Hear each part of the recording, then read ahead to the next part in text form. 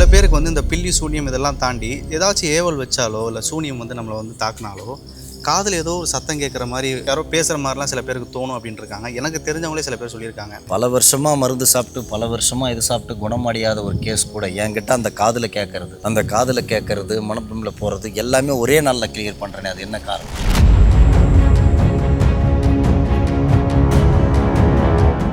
அவங்களுக்கு வந்து செய்வனியால் பாதித்து அந்த அறிகுறிகள்லாம் தோணும், அறிகுறிலாம் தெரியும். அவங்களுக்கு இதெல்லாம் தான் செய்ய முடியும். எங்ககிட்ட வந்தாக்கா அவங்க உடம்புல கத்தி இல்லை, மருந்து இல்லை, மாத்திரை இல்லை, எதுவுமே இல்லை. நாங்கள் கொடுக்குற அந்த பொம்மையை தலையை சுற்றி போட்டாவே அவனுக்கு அந்த நோய் குணமாயிடும். ஒரு கட்டத்துக்கு மேலே வந்து பார்த்திங்கன்னா நல்லா இருந்தான், அவனுக்கு ஏதோ ஒரு பிரச்சனை திடீர்னு வந்துச்சு, அவனாவே இல்லை அப்படின்ற ஒரு கண்டிஷனுக்கு போயிட்டு இது சூசைட் பண்ணிக்கிற நிலைமைக்கெல்லாம் போயிடுறாங்க அவங்க. இப்போ ஒரு கோழையை பண்ணிக்கிறான், இல்லை ஒரு தைரியம் இல்லாதவன் பண்ணிக்கிறான்னு அது வேறு.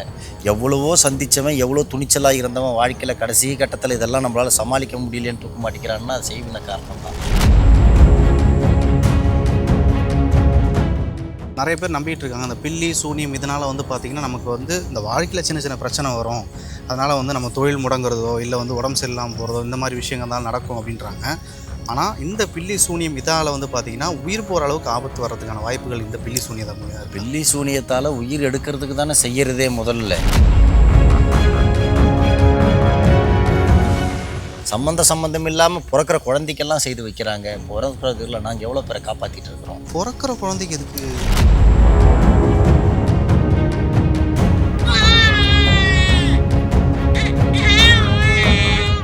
ரிஃப்ளெக்ட் நேயர்களுக்கு வணக்கம். இன்றைக்கி நம்ம கூட இணைஞ்சிருக்கிறது வந்து பார்த்திங்கன்னா ஜென் பார்த்திபன் அவர்கள் தான் இணைஞ்சிருக்காரு.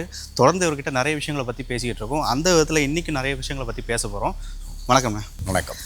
நிறைய விஷயங்களை பற்றி எங்கிட்ட வந்து பார்த்திங்கன்னா நிறைய ஷேர் பண்ணியிருக்கீங்க. ஸோ அந்த விதத்தில் இப்போ இந்த பில்லி சூனியம்ன்றது தான் வந்து பார்த்திங்கன்னா பெரிய பேச்சு பொருளாக போயிட்டுருக்கு. இப்போ இந்த டிபேட்டு டிவி ஷோஸ்லாம் கூட வந்து பார்த்திங்கன்னா இந்த பில்லி சூனியம் இதை பற்றி தான் நிறைய விஷயங்கள்லாம் கேட்டுட்ருக்காங்க. இந்த பில்லி சூனியம்னா என்ன, அதை பற்றி கொஞ்சம் சொல்ல முடியும்? பில்லி சூனியம்ன்றது ஒரு மனிதனுக்கு முன்னொரு மனிதனால் ஏவப்படுறது. ஒருத்தவங்க வந்து நல்லா இருக்கிறான்னாவே ஒரு சிலருக்கு பிடிக்காது, இல்லை ஒரு எதிரி வாழக்கூடாதுன்றது அழிக்கிறது காரணம் தான் அதை செய்கிறது. இப்போ எப்படின்னா சொந்தத்தை அது வந்து வெளியாட்களால் அதிகமாக வர்றதை விட கூட இருக்கிறவங்களே செய்கிற வேலை தான், சொந்தக்காரனே செய்கிற வேலை தான். கூட இருந்து பழகினே ஒரு பிஸ்னஸ் பார்ட்னர் இன்றைக்கி செய்கிறாங்க. தேவையில்லாத ஒரு அல்ப சொல்ப காரணத்துக்கெல்லாம் இன்றைக்கி எதுக்கு எடுத்தாலும் ஒரு செய்வனை வச்சு, ஏன்னா நேரடியாக தாக்கக்கூடியதெல்லாம் அந்த மாறி போயாச்சு. இப்போ என்ன பண்ணுறாங்க, இப்போ நயவஞ்சகத்தோட கூட இருந்தே குடிப்பறிக்கிறது. இவனை எப்படி செய்யலான்னு அவன் கூட இருந்தே அவன் பொருள் கொண்டுட்டு வந்து எனக்கு அவன் பேச்சை கேட்கணும், என் கட்டுப்பாட்டுக்கு வரணும், இல்லை அவன் தொழில் நஷ்டம் அடையணும், இல்லை அவன் குடும்பம் கை கால் விளங்கக்கூடாது, நோய் நொடி விட்டு இப்போ சாகணும் அப்படின்னு பல முறைகளில் செய்கிறது தான் பில்லி சூனியங்கள்ன்றது. அந்த மொத்தத்தில் அவங்களுக்கு எதிரி குடும்பம் வளரக்கூடாது. கண்டிப்பாக. இப்போ வந்து அந்த பில்லி சூனியம் வைக்கிறதுலாம் அவங்க உபயோகப்படுத்தின பொருள் இதை வச்செல்லாம் பண்ணுறாங்கன்னாங்க. எந்த மாதிரியான விஷயத்தை வச்செல்லாம் இந்த பில்லி சூனியம்லாம் பண்ண முடியும்? அது அவங்களுக்கு என்னென்ன பிரச்சனை கொடுக்கணும்னு நினைக்கிறோமோ அதை பொறுத்து. இப்போ ஒரு தலைமுடி இருந்தாக்கா அதுக்கு ஒரு மாதிரி அவங்களுக்கு பிரச்சனை கொடுக்கலாம். காலடி மண் இருந்தாக்கா அது ஒரு மாதிரி, போட்டுக்கிற துணி இருந்தால் அது ஒரு மாதிரி, அவங்க பேர் அம்மா பேர் வச்சு செய்கிறது அது ஒரு முறைப்படி பல விதங்கள் அவங்களுக்கு என்ன தேவைப்படுதோ ஒரு திங்ஸ் இருந்தால் நீங்கள் எல்லாமே செய்யலாம். கண்டிப்பாக. இப்போது நீங்கள் வந்து நிறைய பேரை பார்த்துருப்பீங்க, நிறைய பேரை குணப்படுத்தி அனுப்பிச்சிருப்பீங்க. ஸோ உங்கள் வாழ்க்கையில் நீங்கள் பார்த்து பில்லி சூனியத்தால் ரொம்ப பாதிக்கப்பட்டு யாராச்சும் வந்திருக்காங்களா உங்கள் லைஃப்பில்? இன்றைக்கி வர்றவங்க ஃபுல்லாகவே இதனால தான் பாதிக்கப்பட்டு தான் வர்றவங்க. இங்கே தமிழ்நாடு மட்டும் இல்லை, கர்நாடகா, கேரளா, வெளிநாடு, சிங்கப்பூர், மலேசியா, கனடா, எல்லா நாட்டில், அமெரிக்காவிலேருந்து எல்லா உலக நாடு அனைத்தும் தான் வராங்க நம்மக்கிட்ட. ஓகே. இன்றைக்கி எல்லா நாட்டிலையும் அது பரவியாச்சு, எல்லா நாட்டிலையும் பெருகிடுச்சு. அது எப்படின்னாக்கா அது பாதிக்கப்படுறவங்களுக்கு தான் நல்லா போயிட்டுருக்கோம். ஒரு பிஸ்னஸ்ஸு நல்லா இருக்கிற குடும்பம் எல்லாம் பிரிஞ்சு இருக்கும்போது தான் அந்த வேதனையில் தான் நம்ம கிட்ட எல்லாம் வருவாங்க. இது ஏகப்பட்ட குடும்பத்தில் நடக்குது. இப்போ வந்து பில்லி சூனியம் அதை பற்றி வந்து பார்த்திங்கன்னா இப்போ ரீசெண்டாக ஒரு டிபேட் மாதிரி போச்சு. நிறைய டிவி ஷோஸில் வந்து அதை நம்புகிறவங்களும் பேசிகிட்டு இருக்காங்க, அதை வந்து நம்பாதவங்களும் வந்து அதை பற்றி சொல்லிக்கிட்டு இருந்தாங்க. அதில் இந்த நம்பாதவங்க சொல்கிற விஷயம் என்னென்னா, பில்லி சூனியம்லாம் ஒன்று கிடையாது, அதை நம்மளாக வந்து நினச்சிக்கிறது, இது வந்து வாழ்க்கையில் நடக்கிற கெட்டதில் வந்து அதுவாக நடக்கிறது, இந்த பில்லி சூனியம் கிடையாதுன்ற மாதிரி ஒரு தரப்பு வந்து சொல்லிக்கிட்டு இருக்காங்க. ஸோ அந்த விதத்தில் அவங்களுக்கு உங்களோட பதில் என்ன? அது நடக்குது நடக்கலை, இப்போ அவங்களுக்கு என்ன கிடக்குது, நடக்காதவங்களுக்கு என்ன கிடக்குது. இப்போ வந்து பார்த்திங்கன்னாக்கா நடக்கிறவங்கள வந்து பாதிக்கப்படுறவங்க தான் இப்போ எங்களை தேடி வர்றாங்க. பொதுவாக என்னை தேடி வர்றவங்க பாதிக்கப்படுறவங்க தான். அவங்களுக்கு இது நடக்குது, இல்லை நானாக இங்கே வந்து வாங்க நான் உங்களை கூப்பிட்டுட்ருக்குறோம், நீங்கள் என்கிட்ட வாங்க நானாக சொல்கிறேன். வர்றவங்களே நான் பார்க்க நேரம் கிடையாது. சரிங்களா? புரியுது. அப்படி இருக்கிற பட்சத்தில் பாதிக்கப்படுறதால தான் அவங்க வராங்க. இப்போ சும்மா மேலே இருந்து பார்க்குறவங்களுக்கு அது ஒன்றும் தெரியாது. அது அந்த வலியும் வேதனை அவங்களுக்கு வந்தால் தான் அது கண்டிப்பாக கட்டாயம் அது பாதிப்பு வந்தால் தான் தாக்கம் புரியும். புரியுது. இப்போது ரோட்டில் ஒரு வண்டியில் போயிட்டே இருக்கிறோம், ஒருத்தவனுக்கு அடிப்படுது, போகிறவங்களுக்கு வரவங்களுக்குலாம் அந்த வலி தெரியாது. யார் அடிப்படுறானோ அவனுக்கு தான் அந்த வலி தெரியும். புரியுதுங்களா? புரியுது. அப்போ சரி, நீ இல்லை அது இல்லை இது இல்லைன்னு ஒரு தரப்பு சொல்கிறாங்க, வாஸ்தவம் தான்.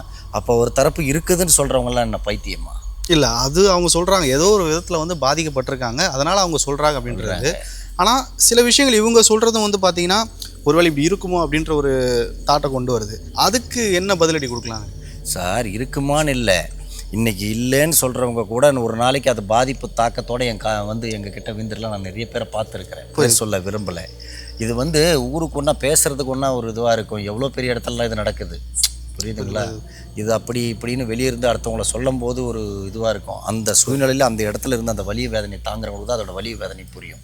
இன்னொரு விஷயம் வந்து பார்த்திங்கன்னா, சில பேருக்கு வந்து இந்த பில்லி சூனியம் இதெல்லாம் தாண்டி ஏதாச்சும் ஏவல் வச்சாலோ இல்லை சூனியம் வந்து நம்மளை வந்து தாக்குனாலோ காதில் ஏதோ ஒரு சத்தம் கேட்குற மாதிரி யாரோ பேசுகிற மாதிரிலாம் சில பேருக்கு தோணும் அப்படின்ட்டு இருக்காங்க. எனக்கு தெரிஞ்சவங்களே சில பேர் சொல்லியிருக்காங்க, நான் தனியாக இருக்கும்போதோ ஏதாச்சும் வேலை செஞ்சுட்டு இருக்கும்போது எனக்குள்ளே யாரோ பேசுகிற மாதிரி எனக்கு வந்து கேட்டுக்கிட்டே இருக்குது அப்படின்லாம் சொல்லுவாங்க. இது வந்து ஒரு தரப்பு சொல்கிறாங்க இது வந்து ஒரு மென்டல் இஷ்யூ தான் அப்படின்றாங்க. இன்னொரு தரப்பு சொல்கிறாங்க அது மென்டல் இஷ்யூ கிடையாது, உங்களுக்கு யாரோ வந்து சைவனையோ பிள்ளையோ ஏதோ வச்சுருக்காங்க, அதனால் ஏற்படுற சிம்டம்ஸ் தான் அப்படின்னு சொல்கிறாங்க. இது ஆக்சுவலாக எதனால் ஏற்படுறது? இப்போது அது மென்டல் இஷ்யூவாகவே இருக்கட்டும், அவங்க சொல்கிற மாதிரி மென்டல் இஷ்யூவாகவே இருக்கட்டும். ஓகே. இன்றைக்கி சயின்டிஃபிக்காக எவ்வளோ மாத்திரை மருந்து எல்லாமே வந்துடுச்சு. நான் மருத்துவத்தை குறை சொல்லலை, இன்றைக்கி எல்லாமே வந்துடுச்சு. பல வருஷமாக மருந்து சாப்பிட்டு பல வருஷமாக இது சாப்பிட்டு குணமடையாத ஒரு கேஸ் கூட என்கிட்ட அந்த காதில் கேட்குறது, செய்வன மூலயமா பாதிக்கப்பட்டவங்களுக்கு தான் நான் சொல்கிறது. அந்த காதில் கேட்குறது, மனப்பிரமில் போகிறது எல்லாமே ஒரே நாளில் கிளியர் பண்ணுறேனே, அது என்ன காரணம்? ஆனால் மென்டல் இஷ்யூ இருக்கவங்களுக்கு ஒரு நாளில் வந்து கிளியர் ஆகாது. அவங்க பல வருஷங்களாக அந்த பல வருஷங்கள் அந்த மென்டல் இது மாத்திரை சாப்பிட்றவங்களுக்கு அது மருத்துவ ரீதியில் பாதிப்பு ஏற்படுறது, அது மருத்துவ ரீதியாக தான் அது குணமாக்கணும். ஆனால் இந்த ரீதியாக அப்போ முள்ளால் தான் எடுக்க முடியும். சுருக்கமாக சொல்ல போனால் அதுதான் சொல்கிறேனே, அவங்களுக்கு வந்து செய்வனையால் பாதித்து அந்த அறிகுறிகள்லாம் தோணும், அறிகுறிலாம் தெரியும், அவங்களுக்கு இதெல்லாம் தான் செய்ய முடியும். இப்போது நீங்கள் பார்த்தீங்கன்னா ஒருத்தவங்களுக்கு மனநோய் பாதிக்கிட்டு மத நோயின்ட்டு என்ன பண்ணுவாங்க, ஹாஸ்பிட்டலில் வச்சு அவனுக்கு தேவையில்லாத ட்ரீட்மெண்ட்டு கொடுத்து தேவையில்லாதெல்லாம் பண்ணி மன உளைச்சல் ஏற்படுத்தி இருக்கிறவனே பாதி நம்மளே கொண்டுடுறது. ஒரு 5% இருக்கவனா 20% மாற்றி விட்டுறது. புரியுதுங்களா? இதே அதை நான் எங்ககிட்ட வந்தாக்கா அவங்க உடம்புல கத்தி இல்லை, மருந்து இல்லை, மாத்திரை இல்லை, எதுவுமே இல்லை. நாங்கள் கொடுக்குற அந்த பொம்மையை தலையை சுற்றி போட்டாவே அவனுக்கு அந்த நோய் குணமாகிடுது. புரியுதுங்களா? அதுதான் ஒரு சிம்பிள் தான் நாங்கள் செய்கிறது. நாங்கள் ஒன்றும் யாரையும் ஒன்று உட்கார வச்சு அவங்களுக்கு என்ன சொல்கிறது அதை இதை செய்து அந்த உடம்பை நாசம் பண்ணலை. ஒரு உடம்பை நம்ம உட்கார வச்சு ஒருத்தவங்களுக்கு அவங்களுக்கு வந்து கொடுமையோ வேறு எதுவும் நாங்கள் செய்யலை. நாங்கள் கொடுக்குற பொருளை அவங்க தலையை சுற்றி போடணும், இல்லை நாங்கள் கொடுக்குறது அவங்க கழுத்தில் இடுப்பில் எங்கேயாவது கட்டிக்கிறாங்க, இவ்வளவு தான் ஜஸ்ட் அவங்க செய்ய வேண்டியது. அதுலேயே அவங்களுக்கு இருக்கிற பிரச்சனையெல்லாம் விலகி போயிடுது. இதை தேவையில்லாத ஒரு சிலர் என்ன பண்ணுவாங்க, அதை இதுன்னு சொல்லி கெடுத்து அவங்க உடம்பையும் கெடுத்து மனசையும் அளவுக்கு பாதித்து பெரிய பிரச்சனைக்கு உண்டாகும். இப்போ இதோட எக்ஸ்ட்ரீம் லெவலில் வந்து பார்த்திங்கன்னா இப்போ இந்த மாதிரி காதில் சத்தம் கேட்குதுன்றவங்களுக்கு ஒரு கட்டத்துக்கு மேலே வந்து பார்த்திங்கன்னா நல்லா இருந்தான், அவனுக்கு ஏதோ ஒரு பிரச்சனை திடீர்னு வந்துச்சு, அவனாவே இல்லை அப்படின்ற ஒரு கண்டிஷனுக்கு போயிட்டு இன்னும் சூசைட் பண்ணிக்கிற நிலைமைக்கெல்லாம் போயிடுறாங்க அவங்க. ஸோ இது ரொம்ப மோசமான ஒரு நிலைமை. இப்போ நீங்கள் சொல்கிறது எனக்கு நல்லா என்ன சொல்ல வரீங்கன்னாக்கா, சூசைடு வேணும்னே வந்து ஒரு சின்ன ஒரு பிரச்சனையை தாங்க முடியாத சூசைட் பண்ணிக்கிறவங்க வேற. ஆமாம். ஆனால் அவன் எல்லா விதத்துலேயும் வலிமையாக தைரியமாக உள்ள ஒருத்தவன் இவன் இப்படி பண்ணியிருப்பானா அப்படின்னு டவுட் வரும். அவன் சூசைட் பண்ணிக்கிறது தான் நம்ம இங்கே யோசிக்க வேண்டிய விஷயமா இருக்கணும். புரியுதுங்களா? இப்போ ஒரு கோழையை பண்ணிக்கிறான், இல்லை ஒரு தைரியம் இல்லை பணம்பர் தைரியம் இல்லாதவன் பண்ணிக்கிறான்னா அது வேறு. எவ்வளவோ சந்தித்தவன் எவ்வளோ துணிச்சலாக இருந்தவன் வாழ்க்கையில் கடைசி கட்டத்தில் இதெல்லாம் நம்மளால் சமாளிக்க முடியலன்னு தூக்க மாட்டேங்கிறான்னா அது செய்வின காரணம் தான். புரியுதுங்களா? எல்லாத்தையும் ஒன்றாக்க கூடாது. கண்டிப்பாக. இப்போது நிறைய பேர் நம்பிக்கிட்டு இருக்காங்க அந்த பில்லி சூனியம் இதனால் வந்து பார்த்திங்கன்னா நமக்கு வந்து இந்த வாழ்க்கையில் சின்ன பிரச்சனை வரும், அதனால் வந்து நம்ம தொழில் முடங்குறதோ இல்லை வந்து உடம்பு சரியில்லாமல் போகிறதோ இந்த மாதிரி விஷயங்கள் தான் நடக்கும் அப்படின்றாங்க. ஆனால் இந்த பில்லி சூனியம் இதால் வந்து பார்த்திங்கன்னா உயிர் போகிற அளவுக்கு ஆபத்து வர்றதுக்கான வாய்ப்புகள் இந்த பில்லி சூனியத்தை மூலியம் இருக்குது. பில்லி சூனியத்தால் உயிர் எடுக்கிறதுக்கு தானே செய்கிறதே முதல்ல. ஒரு மனிதனுக்கு வந்து நீங்கள் வந்து அது எப்படின்னா நம்ம கையால் கத்தி எடுத்து குத்தாமல் நம்ம கையில் ஒருத்தவனுக்கு விஷம் கொடுக்காம ஒருத்தவன் கைத்தை நம்ம நெரிக்காமல் கொள்வது தான் பில்லி சூனியம்ன்றது. நம்ம செய்யாத நம்ம மூலியமாக செய்கிறது வேறு, மாந்திரிகர் மூலியமாக செய்கிறது தான் பில்லி சூனியம்ன்றது. அவனையே தூண்டி விடுறது. மனசு கஷ்டம் வந்து அவனுக்கு ஒரு நோய் ஏற்பட்டு இல்லை அவனுக்கு தொழில் நஷ்டம் ஏற்பட்டு அவன் என்ன பண்ணுவான், அவனே தன்னை தானே அழிச்சிக்குவான், அவன் வாழ்க்கையே போயிடுறது. அதுக்கு பேர் தான் பில்லி சூனியம்ன்றது. சரிங்களா? இது நேரடியாக செய்யாத மறைமுகமாக செய்யறதுக்கு பேர் தான் பில்லி சூனியம்.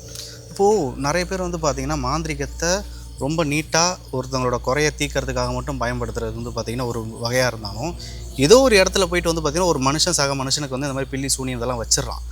இது வந்து இப்படியும் செஞ்சு தராங்களா ஆக்சுவலாக வந்து இப்போ இல்லை அப்படி கிடையாது. கண்டிப்பாக ஒரு தொழிலுன்னு வந்துட்ட பிறகு இப்போ ஒரு டாக்டர் கிட்ட போனால் நல்லவங்க கெட்டவங்க எல்லாரையும் காப்பாற்றி ஆகணும். ஒரு வக்கீல் கிட்ட போனாக்கா அது யாராக இருந்தாலும் நம்ம தொழில் தர்மம்னு சொல்கிறது, புரியுதுங்களா?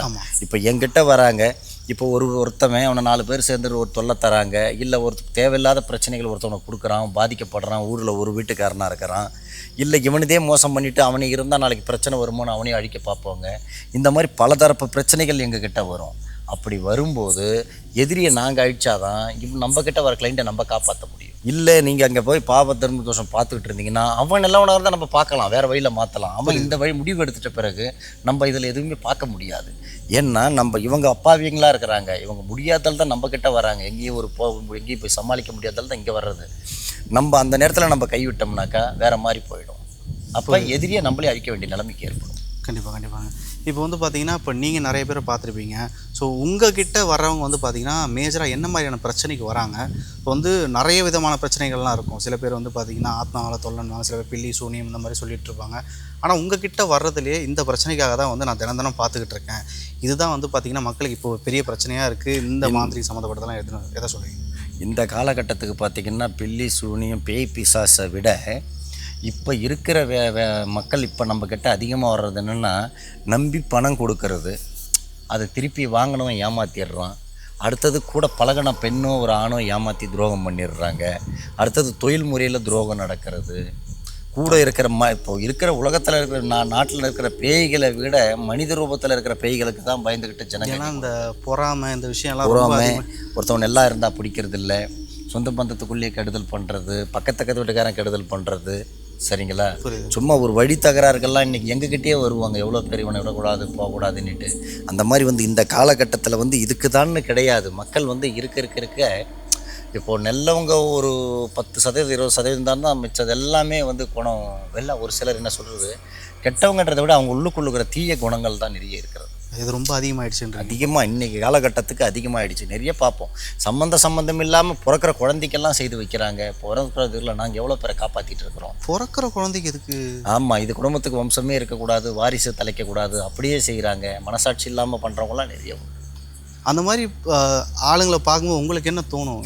என்ன தோணுது, நம்ம அவங்களுக்கு வந்து என்ன சொல்கிறதுன்னா, அவங்கள திருடனாய் பார்த்து திருட்ட வழிக்கணும்னு சொல்லுவாங்க. அதே மாதிரி தான் அவங்களா திருந்துற வரைக்கும் ஒன்றும் பண்ண முடியாது. இப்போதைக்கு நம்மக்கிட்ட வர கிளைண்ட்டுகளை நம்ம எந்த நோயிலிருந்து, இப்போது ஒருத்தவனுக்கு ஒரு வண்டி போகுது, ரோட்டில் விடுது, இடிக்கிறது லாரியா பஸ்ஸாக காரான்றது முக்கியம் கிடையாது. நமக்கு வர்ற கிளைண்ட்டை முதல்ல நம்ம காப்பாற்றி விடணும். ஏன்னா முதல்ல இவனை காப்பாற்றினா தான் அதுக்கப்புறம் தான் அது என்ன வண்டி ஏதுன்னு பார்க்க முடியும். என்ன சூழ்நிலை இல்லை விட்டோம்னா இவங்களே ஏதாவது தற்கொலை முயற்சிக்கு போயிடுறாங்க. ஆமாம், அதனால் உடனடியாக வர கிளைண்ட்டை நம்ம குணப்படுத்தி அவங்களுக்கு திரும்ப வேறு எதுவும் வராத அளவுக்கு நம்ம அதை தான் நம்ம காப்பாற்றிக்கணும். கண்டிப்பாக. இப்போ வந்து இந்த பில்லி சூனியம் இதால் பாதிக்கப்பட்டுட்டாங்க ஒருத்தங்க அப்படின்றப்போ, இது வந்து ஒரு மாந்திரிகர்கிட்ட போகும்போது அதுக்கான சம்மந்தப்பட்ட இடங்களுக்கு போயிட்டு அதுக்காக இந்த செய்முறைகள்லாம் செய்யும்போது நிறைய பேர் சொல்கிறாங்க, ஒரு 6-7 மாதம் அது வந்து பார்த்திங்கன்னா இழுத்துரும், நம்மளை விட்டு முழுசாக அந்த செய்வன பில்லியை வந்து நம்மளை விட்டு போகிறதுக்கு ரொம்ப காலம் எடுக்கும் அப்படின்னு சொல்கிறாங்க. இப்போ நம்மக்கிட்ட வந்தால் இந்த பில்லி சூனியம் இந்த விஷயத்துக்கெலாம் வந்து எத்தனை நாளில் நமக்கு தீர்வு கிடைக்கும்? ஆக்சுவலாக நானும் ஆரம்பத்திலேருந்து சொல்கிற ஒரே வார்த்தை ஒன்று தான். மற்ற மாந்திரிகர் என்னென்னு நான் எப்பவுமே யாரை பற்றி நான் பேசுனது கிடையாது. நம்ம கிட்ட வர்றவங்களுக்கு 2 அல்லது 3 நாளில் கண்டிப்பாக அவங்களுக்கு அந்த மாற்றம் தீரணும். என்னன்னா அரைகுறையாக விட்டு தீர்த்துக்கிறதுக்கு பேர் வேலையே கிடையாது. இது இப்படி தான் செய்யணும், இப்படி தான் முடியும், 6 மாதம் 1 வருஷம்னா அதுக்குள்ளே அவன் உயிர் தாங்காது. அதுக்குள்ளே மனநோய் அதிகமாகிடும், மனவலி அதிகமாகிடும். அது வேதனைகள்லாம் தாண்டி வர்றதுக்குள்ளே இருக்கிறது எல்லாமே போயிடலாம். வர்றவங்களுக்கு 2 அல்லது 3 நாளில் தீர்வு கொடுக்கறது தான் என்னுடைய வேலை. கண்டிப்பாக. இப்போது எனக்கு வந்து பார்த்திங்கன்னா, எனக்கு தெரிஞ்ச ஒரு 2 பசங்க வந்து பார்த்திங்கன்னா, அதில் ஒரு பையன் வந்து என்கிட்ட சொன்ன ஒரு விஷயம், எனக்கு வந்து நைட்டில் வந்து தூங்கும்போது, இதுக்கு முன்னாடி சில பேர் அவன் தூங்கும்போது எனக்கு கண்ணை திறக்கிற மாதிரி தான் இருக்கும், நான் வந்து நல்லா தூங்கிடுவேன். ஆனால் இப்போ ரீசெண்ட் டேஸாக எனக்கு கண்ணை மூடி தூங்க ஆரம்பித்தா எனக்கு கெட்ட கனவாக வருது, நைட்டு வந்து அலறி எணிக்கிறேன், சம்மந்தம் இல்லாமல் வந்து ரொம்ப ரியலாக வந்து அந்த விஷயம்லாம் நடக்கிற மாதிரி இருக்குது, நான் கத்தி அழுவ ஆரம்பிச்சிடுறேன், என் வீட்டில் என்னை பார்த்து பயப்படுறாங்க, அந்த மாதிரி ஒரு சுச்சுவேஷன் எனக்கு வருது அப்படின்றான். இது ஆக்சுவலாக எதனால் நடக்குது? இந்த கனவுல வந்து பார்த்திங்கன்னா ரொம்ப ரியலாக இருக்குன்றான், அதை பார்த்து நான் கத்தி அழுகுறேன் தூக்கத்தில், எங்கள் வீட்டில் எல்லோரும் என்னை பார்த்து பயப்படுறாங்க அப்படின்னு சொல்கிறேன். எதனால் இதெல்லாம் நடக்குது? கனவு வர்றது எல்லாருக்குமே இயல்பு. அது மனிதனாக பிறந்தா எல்லாருக்குமே வந்திருக்கும். ஆனால் அவன் கத்தி அழுகிற அளவுக்கு வருதுன்னா அதுதான் செய்வேனே. ஒரு கனவு வந்து சாதாரணமாக ஒருத்தன் கத்துற அளவுக்கு அலற அளவுக்கு வர்றது, அதுவும் பார்த்திங்கன்னா தினம் தினம் வரும், தொடர்ச்சியாக அவங்களுக்கு வரும். ஒரு குறிப்பிட்ட நேரத்துக்கு அதிகாலையில் வரும், ஒரு சிலருக்கு ஒரு அதிகாலை தான் அவன் சொன்னது, காலையில் தான் புரியுதுங்களா? அதெல்லாம் வந்து முழுக்க முழுக்க செய்வினையால் வர்றது மட்டும்தான். அதுக்கு நீங்கள் எங்கே மருத்துவர்கிட்டயோ வேறு எங்கே போனாலும் சரிப்படுத்த முடியாது, சரிங்களா? அதுக்கு எங்களை மாதிரி மாந்திரிகர்கிட்ட வந்தீங்கன்னா தான் அதுக்கு உடனடியாக தீர்வு கொடுக்க முடியும், உடனடியாக பலனும் கொடுக்க முடியும். கண்டிப்பாக. ஸோ நிறைய விஷயங்கள் எங்களோட பகிர்ந்துக்கிட்டீங்க. அந்த பில்லி சூனியம் இதை பற்றி வந்து பார்த்திங்கன்னா இப்போ ரீசெண்ட் டைம்ஸில் நிறைய விஷயங்கள் போயிட்டு இருந்துச்சு. ஸோ இதை பார்க்கும்போது ஒரு தெளிவு கிடைக்கும்னு நினைக்கிறேன். மக்களும் கொஞ்சம் அவேர்னஸாக இருப்பாங்க அப்படின்னு நம்பலாம். ஸோ வந்து நிறைய விஷயங்கள் எங்களோட பகிர்ந்துக்கிட்டீங்க. நேரத்துக்கு ரொம்ப நன்றி. நன்றி.